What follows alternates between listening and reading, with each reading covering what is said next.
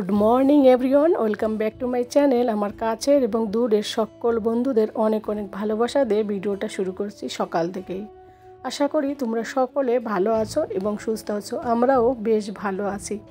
আর এখন বাজে ঘড়ির কাঁটায় সকাল 6:30।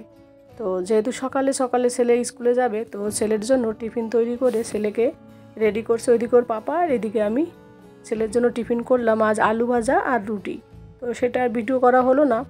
তারপর অনেক দিন ধরে হাজব্যান্ডকে বলছি আমি, জানো তো, এই শীত আসার পরই আর কি, নতুন আলু আসার পরেই, যে আমি আলু মাখা ভাত খাবো। যেহেতু আমি ভাত খুবই কম খাই আর দুপুরবেলা আলু মাখা খেতে ভালো লাগে না, তো আমি বলছিলাম কি সকালবেলা আলু মাখা বেশ ভালো লাগে। আর আমরা সাধারণত সকালবেলা আমাদের বাড়িতে ভাত হয় না, তবে বাপের বাড়ি গেলে আমরা সকালবেলা গিয়ে ভাত খাই, গ্রামের বাড়িতে আর কি। তো এখানটায় আর খাওয়া হয় না। ওর পাপা সকালে ভাত খেতেই চায় না কোনো প্রকারে। তো যাই হোক, তো হাজব্যান্ডকে বললাম আমার আলু মাখা খেতে ইচ্ছে করছে, সকাল ছাড়া খেতে পারবো না। তখনও বললো ঠিক আছে আজ তাহলে রান্না করো। তো তার জন্য ওইদিকে আলু সিদ্ধ ভাত রান্না করছি, আর এইদিকে দেখো আমার জন্য দারচিনি জল করলাম, ওইটা খাবো। খাওয়ার 1 ঘন্টা পর তারপর আমি এই আলু মাখা ভাতটা খাবো। তো তার আগে দেখো হাজব্যান্ডের জন্য আমি মেখে দিয়েছি, কারণ ওর অফিসে যাওয়ার সময় ভাত খাওয়ার সময় হয় না, তারপরে মাখতে গেলে হাতে জড়িয়ে যাবে, অসুবিধা হবে। ওই কারণে ওকে ভাত মেখে দিলাম, ও চামচে করে খেয়ে অফিসে গেল। যাওয়ার পরে কিছু কাজ করে মানে ঘরটা ঝাড় দিয়ে তারপরে আমি খেতে বসলাম। তো যাই হোক, আমিও আলু মাখা দিয়ে ভাত খেয়ে ছাদে গেলাম, যে এই দারচিনি আর এলাচ এইগুলো রোদে দিতে, আর এই শুকনো লঙ্কাগুলো দিয়ে মানে এটাকে আমি পাউডার করব, তাহলে বেশ ভালো হবে। তো এই ভিডিওতে জানি না কতটা কি দেখাতে পারবো। তো যাই হোক, এইগুলো রোদে দিয়ে তারপর আমি নিচে গিয়ে বাকি কাজগুলো করব। আর অনেক দিন পর আজ একটা আমার খুব খুশির দিন। তো নিশ্চয়ই থাম্বনেল দেখে তোমরা সকলে বুঝতে পেরেছো। ভিডিওটা সম্পূর্ণ জুড়ে থাকো তাহলে হয়তো বুঝতে পারবে। তো যাই হোক বন্ধুরা, প্রথমেই একটা কথা বলি, কারণ অনেকে হয়তো লাস্ট অবধি যা থাকবে কি না তাই বলছি। অনেকে না কমেন্ট করে কিন্তু লাইক করে না। প্লিজ তোমরা একটু লাইক করে দিও। তোমাদের একটা লাইক, একটা কমেন্ট আমাদের কাছে অনেকটা ইম্পর্টেন্স। ভীষণ ভালো লাগে যদি লাইক আসে না, তখন মনে হয় না আমার ভিডিওটা মনে হয় এদের ভালো লাগছে। তো লাইক করে একটুখানি। তো যাই হোক বন্ধুরা, তারপর দেখো ঘরটা মুছে দিয়েছি, বাইরেটাও মুছেছি, আর জলটা এখনও শুকায়নি যেহেতু। তো আর এদিকে একটা বোতলও রেখেছি, এইটা হচ্ছে দুধ দিয়ে যায়, তো বোতলও ওই কারণে রেখে দিই। তারপর ছাদের থেকে এসে না মনে পড়লো সবজির খোসাগুলো তো ছাদে রাখিনি, তো সেইগুলো রাখতে আবার ছাদে গেলাম। গিয়ে পুরনোগুলো তো অনেকটা শুকিয়ে গেছে, আজ আবার নতুনগুলো আবার দিলাম, যে দেখি কতটা কি হয়। তারপর বন্ধুরা, আমার এই ছোট্ট সংসারে নতুন জিনিসে, আজ ছোট্ট একটা নতুন জিনিসে সাজিয়ে দেবো আমার রান্নাঘর। নিশ্চয়ই তোমরা থাম্বনেল দেখেও বুঝতে পেরেছো। তো কি সেটা তোমাদের সঙ্গে শেয়ার করব। অনেক দিন ধরে ভেবেছি, প্রায় 12-13 বছর ধরে চিন্তা করছি এটা কিনবো, কিন্তু আমাদের আর ওই কি মানে এদিক ওদিক ট্রান্সফারের জব, তো এদিক ওদিক যেতে হয়, সব কিছু ইচ্ছা থাকলেও কেনা হয় না। কোনো বাড়ি হয়তো করতে দেয় না, যে বাড়িতে থাকি সেই বাড়িওয়ালারা করতে দেয় না, ছিদ্র করতে হবে এগুলো রাখতে হলে। তো অনেক দিনের একটা ছোট্ট স্বপ্ন আজ আমার পূর্ণ হলো। অনেক ধৈর্য ধরে থেকেছি এই স্বপ্নটা পূর্ণ করার জন্য। হয়তো আমার এই সব কথাটা শুনে এই জিনিসটা দেখে হয়তো তোমরা হয়তো ভাবছো যে এত ছোট জিনিসে আবার একটু স্বপ্ন হয় নাকি। স্বপ্ন কখনো ছোট বড় কোনো কিছু দিয়ে হয় না, জানো তো। স্বপ্নই হয়, সে ছোট হোক, একটা চামচ কেনারও স্বপ্ন থাকতে পারে কারোর, যার যেমন আর কি মানসিকতা আর কি। তো যাই হোক, আমার মানসিকতা এরকমই, ছোট ছোট জিনিসগুলো আমার কাছে খুব খুশি দেয়। তো যাই হোক, আমি এই থালা বাসনের স্ট্যান্ডটা আজ কেনা হলো, তো এটাকে গ্রিল করতে চলে এসছে। তো আজকে নিয়ে এসছে ওনাকে ও ডেকে। তো যাই হোক, আর এদিকে আবার ওয়াশিং মেশিনটা এর আগের রবিবারে জামা কাপড় ধুতে গিয়ে না শুকানোটা ওইটা চলছিল না, মোটরটা। তো জানি না কি হয়েছে, তো ওনাকে ওই জন্য ডেকে নিলাম। ইনি এসি ঠিক করে আমাদের, তো ইনি আর কি ওয়াশিং মেশিনও আর কি ঠিক করে, সব কিছু অনেক দিনের পরিচয় এনার সঙ্গে। তো এই ভাইয়াটা আর কি এসেছে, তো স্ট্যান্ড লাগিয়ে তারপর ওয়াশিং মেশিনটা দেখবে। দেখার পর তারপরে হয়তো কাজ কমপ্লিট হবে। ততক্ষণে আমিও দাঁড়িয়ে রয়েছি এদের সঙ্গে, রান্নাবান্নার করতে পারছি না, যেহেতু ওপেন রান্নাঘর কেমন একটা আনইজি লাগে। আর সবথেকে খুশি লাগছে আমার রান্নাঘরটা এবার একটু গুছানো হবে, কারণ দেখবে থালা বাসন এলোমেলো করে থাকে তো বেশ ভালো লাগে না। তো এটা থাকলে বেশ সাজিয়ে গুছিয়ে রাখা হয়। আর এইদিকে দেখো স্ট্যান্ড লাগানোর পর ওয়াশিং মেশিনটা এখন একটু ঠিক করছে। তো উনি বলছে মাঝে মাঝে, অ্যাকচুয়ালি কী জানো তো, এইবার শীতের সময় না ওয়াশিং মেশিন কম চালিয়েছি আমি। গিজার জল গরম থাকে তো ওই জলেই কেচে নিয়েছি, গরম গরম জলে শুকনো পরিষ্কার হয় বেশ। তো ওই কারণে বলছে একটু কম চালানো হয়েছে, ওই কারণে এটা হয়েছে। তো যাই হোক, এইটা ঠিক করে তারপর উনি চলে গেল, আমার হাজব্যান্ডও ছেলেকে আনতে গেল। আর এদিকে আজ আমি ওলকপি আলু দিয়ে তরকারি রান্না করব। তো রান্নাবান্না সেইভাবে তোমাদের সঙ্গে শেয়ার করব না, কারণ অনেকটা সময় এমনিতেই ওদের সঙ্গে দাঁড়িয়ে দাঁড়িয়ে লস হয়েছে। তারপর ফিরে আসবো একেবারে দুপুরবেলা। তো যেহেতু সকালবেলা ভাত খেয়েছি, তো ভাত খাওয়ার অভ্যাস নেই, এত ঘুম পাচ্ছিলো যখন ওই স্ট্যান্ড লাগাচ্ছিলো, তো এতটা ঘুম পাচ্ছিলো তো তবুও ঘুমোইনি। আর দুপুরবেলা সকালে ভাত খেয়েছি আর আমার দুপুরে খিদেই পাইনি জানো তো।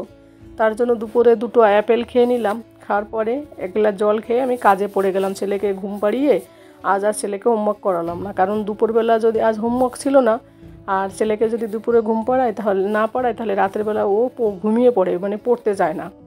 তো যাই হোক, তারপর ছেলেকে ঘুম পাড়িয়ে রান্নাঘরে এলাম। আমার খুব খুব মানে কী যে আনন্দ লাগছে আমি কাউকে বোঝাতে পারবো না। সারাটা দিন একটুখানি বসতে সময় পাইনি, আর দুপুরবেলা রেস্টও নিইনি, কিন্তু রান্নাঘরে এসে এই কাজ করতে আমার ভীষণ খুশি পেয়েছে।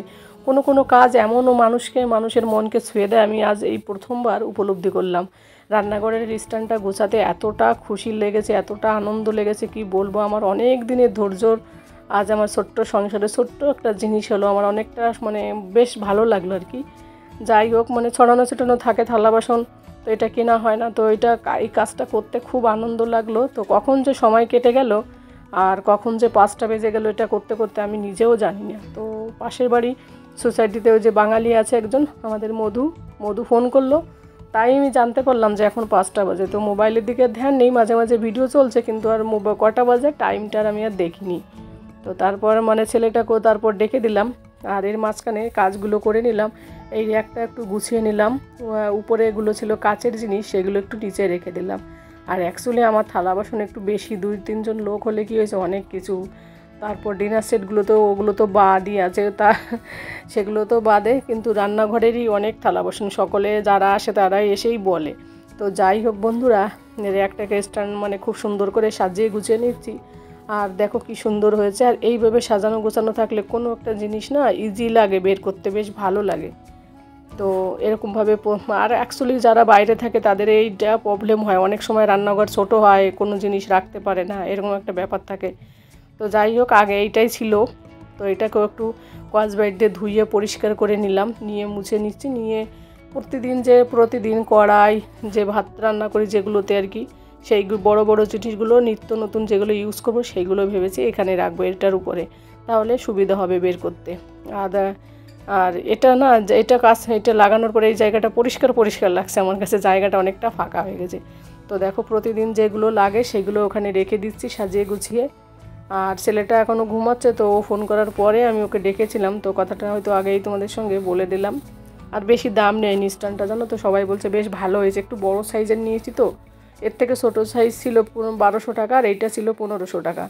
তো উনি বললো 1 টাকাও কম হবে না, 1500 টাকা। আমি ঠিক আছে। আর জিনিসটা বেশ মজবুত আছে, আর অনেক থালা বাসন ধরে, এইটুকু ছোটো স্ট্যান্ড হলে কি হবে। তো তারপর থালা বাসন গুছিয়ে রান্নাঘরের এইটা একটুখানি মানে একবার পরিষ্কার করা হয়ে গেছে রান্না করার পর, তারপরে আবার থালা বাসন এলোমেলো এদিক সেদিক করেছি, তো ওইটাও পরিষ্কার করে নিলাম। আর বেসিনে আরও কিছু নোংরা হলো, সেগুলো একটু ধুয়ে পরিষ্কার করে নিলাম। আর এখন গরমের দিন, তো মাঝে মাঝে সর্ষে বাটা, মাছের ঝোল টোল এটা ওটা করা হবে, ওই জন্য মানে শিল পাটাটাও একটুখানি সাইডে রেখে দিলাম। এবার আর একটা জিনিস হচ্ছে কি জানো তো, এই জল রাখার এই যে ডাব্বাটা না, এটাও যদি একটা স্ট্যান্ড হতো বেশ ভালো। তো আমার হাজব্যান্ডকে আমি তাই বলছিলাম, তখন ও বলছে তোমার আর কেনার আর শেষ হবে না কেনাকাটা। তো যাই হোক না কোনো বন্ধুরা, এ পর্যায়ে যারা আমার সাথে আছো তাদেরকে অনেক অনেক ধন্যবাদ।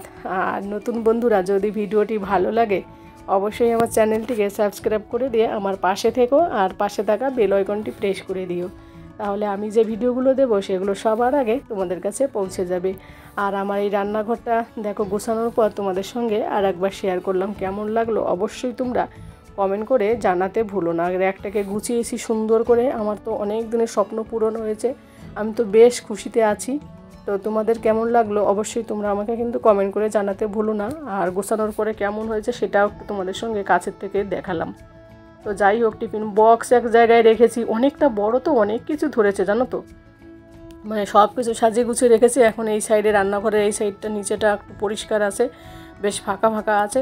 তো এই দেখো কত সুন্দর লাগছে সবটা, মানে এই উপরেও অনেক থালা বাসন রেখে দিতাম আমি, হয়তো ভিডিওতে সবসময় দেখাতাম না। আর এইদিকে দেখো কাপগুলো রেখেছি চা খাওয়ার জন্য, যে কাপগুলো, তো এটা ইজিলি বের করা যাবে। আর এইদিকে কাচের কিছু জিনিস রেখেছি, আর এইদিকে উল্টো পাল্টা যেগুলো সেগুলো ঢাকনা মানে দেখা যাবে না, সেগুলো উপরের দিকে রেখেছি। আর এইদিকে বাকি থালা বাসনগুলো দেখো ধুয়ে রেখে দিয়েছি। আর সব কিছু মানে ঠিকঠাক করলাম, বেশ ভাল লাগলো। এবার একটু মানে কমপ্লিট হলো আমার কাজটা, রান্নাঘরটাও পরিষ্কার করে নিলাম আরও একবার। তো যাই হোক বন্ধুরা, ভিডিওটা আর বড় করব না। এত সময় ধরে আমার ভিডিওটা দেখার জন্য তোমাদের সকলকে অসংখ্য ধন্যবাদ। সকলে ভালো থাকো, সুস্থ থাকো, সাবধানে থাকো। নেক্সট ভিডিওতে তোমাদের সঙ্গে দেখা হবে। Tata, good night.